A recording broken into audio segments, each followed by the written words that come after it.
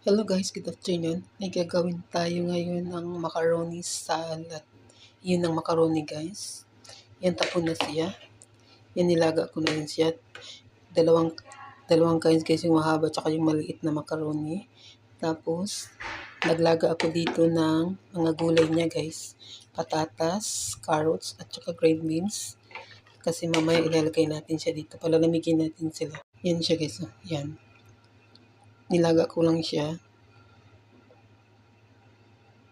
Hayaan ko muna siya hanggang sa malaga siya mamaya. Ilagtama natin siya dito. Ganyan siya guys. Ihalo natin siya. Kailangan natin siyang palamigin. Gagawa na tayo ng sauce. Ito yung sumag, black pepper, salt, tahani, tapos yung olive oil, lemon, may yogurt tayo.